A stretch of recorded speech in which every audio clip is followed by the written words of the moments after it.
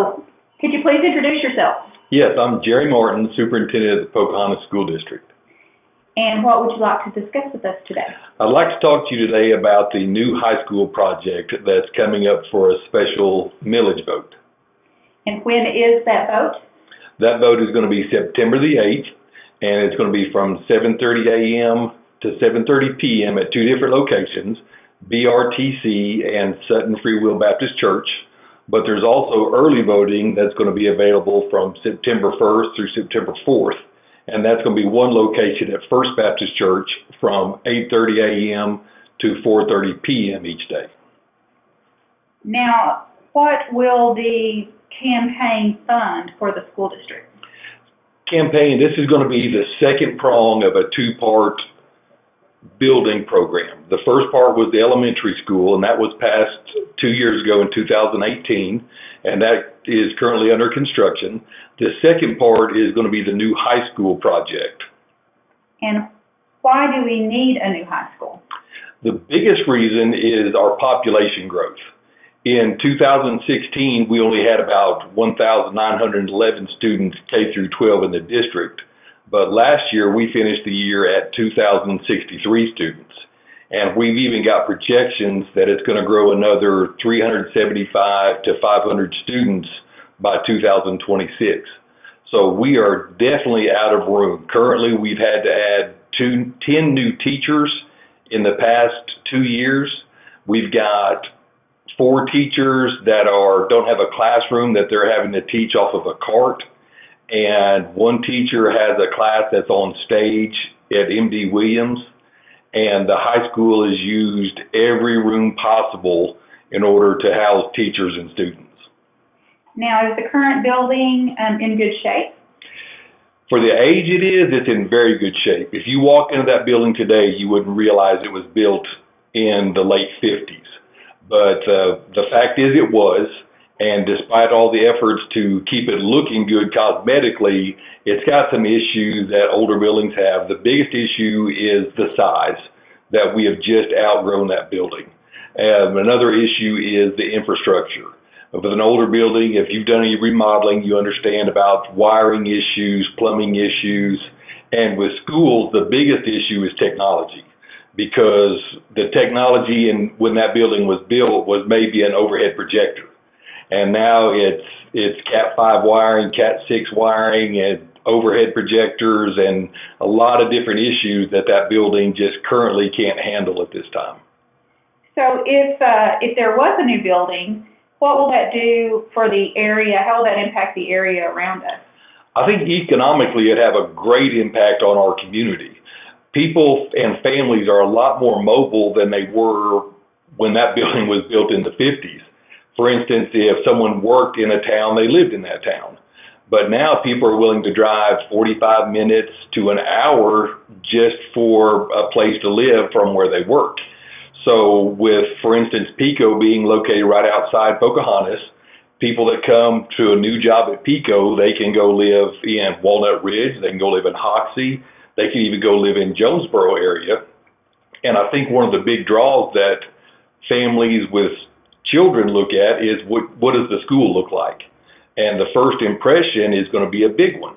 And if they pull up and there's a building that's been here since the 1950s, whereas they go to Valley View or Brooklyn and the school is brand new, I think that's going to be a big draw, is that they want to go to that place with a new school.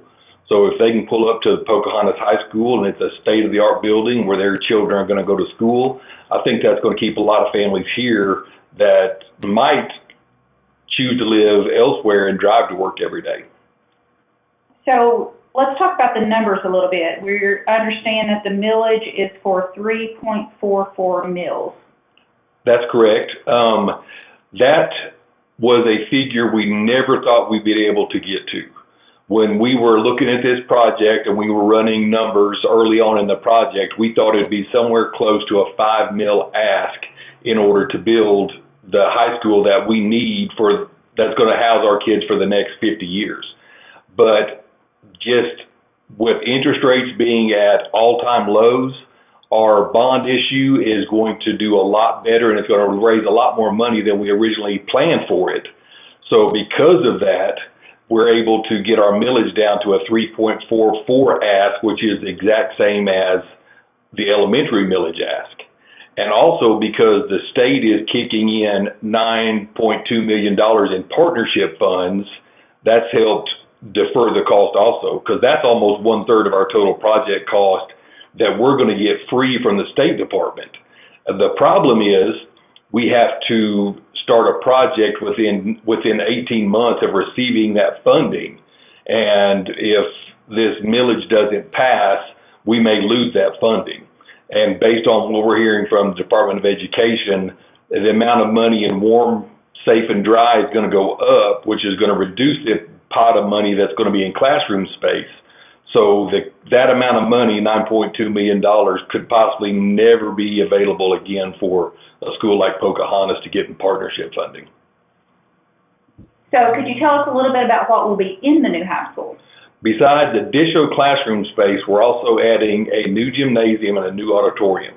The gymnasium is going to seat about 1,800 students. You're going to walk in on a mezzanine level, and restrooms, concession stand will be on the top level, and you'll walk down to the seating level, and the court will be down at the bottom of it. That way we're going to have students and patrons going up to the concession stand and restrooms and not walking across the court, walking through the coaches' huddles anymore like they do in our current gym. And another thing we're going to have is an auditorium. Our auditorium is being built to seat about 1,000 students or parents, and we'll be able to house kindergarten graduation in the auditorium. We'll also be able to host band concerts where they're going to be indoors, where the acoustics are going to be very, very beneficial for band and choir. And we also think that we're going to be able to really get a drama program started that we've never had before because there was no place to have a play. So we think this just gives students another opportunity and another place to plug into their school, which in turn helps those students academically, helps school spirit, and just gives them a place to want to fit in. So tell me why you need more classroom space. The reason we need more classroom space is just because of our growth. We've grown a lot in the past couple years, but projections are putting us to have approximately 900 students in the high school. So the state requirements were such that we had to add about 104,000 square feet of just classroom space in order to house all those students. So we just didn't say in 2021 we're going to have X number of students and built it for that size, because we would outgrow it possibly in 2 more years. So it's built with the future in mind, that we're going to be able to keep adding students and not run out of classroom space there in the high school. So what we had to do, because it's being built on the same place, the same foundation as the original high school, the new high school is going to be 2 stories. So you'll have your offices and classroom space on the bottom. We'll have a cafeteria on the first floor that's going to be able to seat all of our students at one time. Above the cafeteria, you're going to have a state-of-the-art library where kids are going to be able to go to do electronic searches for things that they need to do research for classes, and enough classroom space that we'll actually have some empty classrooms for a few years that we'll be able to grow into as we add more students throughout the year. So we understand in the community there's been a lot of talk about the school district being in debt. Could you please explain that? Sure, we have debt. If you go to the Department of Ed website, it's actually Facilities and Transportation website, you'll see that Pocahontas Schools has about $12 million in debt. And what that is, that's like our mortgage. Everyone has a mortgage payment. That's our mortgage payments for the new elementary that we're currently building. And we've passed a bond issue and a millage that are paying for that. So when you actually look at it, those funds were already earmarked and set aside to pay that debt off each year.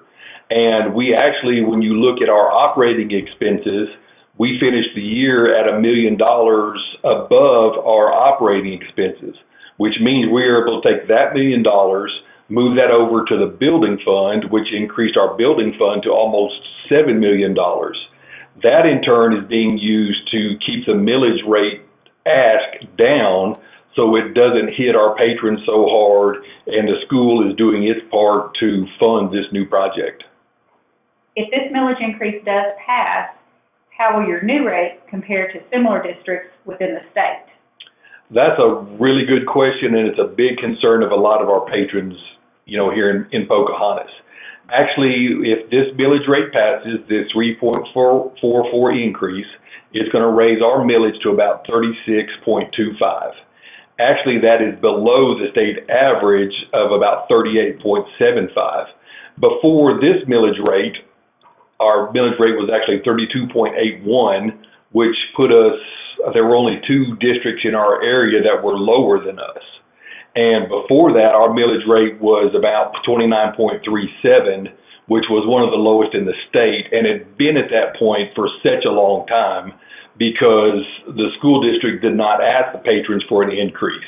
They did a really good job of maintaining the buildings that they had despite their age because they didn't want to build anything yet. So they worked on this plan and put this together so to keep this millage rate as low as possible, but still meeting all the needs of the future growth of the Pocahontas School District. So at 36.25, we're below the state average of 38.75. If you talk to districts around Hot Springs area, every district around the Hot Springs area is over 40. And if you go to, say, Northwest Arkansas, then it seems like there's a race over there to see who's going to be the first district to get to 50 mills. So we feel like, although it is an increase for our patrons, we feel like this is a program that's going to keep it as low as possible, but it's going to set our district up for about the next 50 years where we don't have to do any major building projects. So 36.25 would stay that way for the foreseeable future here at Pocahontas. Can you tell us one more time where and when to vote? Early voting begins on September the 1st and runs through September the 4th. That's going to be at one location, First Baptist Church on Thomasville, and the times will be from 8:30 a.m. to 4:30 p.m. each day.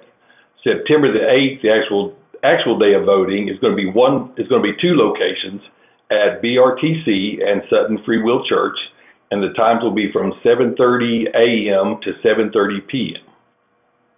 Thank you. Thanks for having me.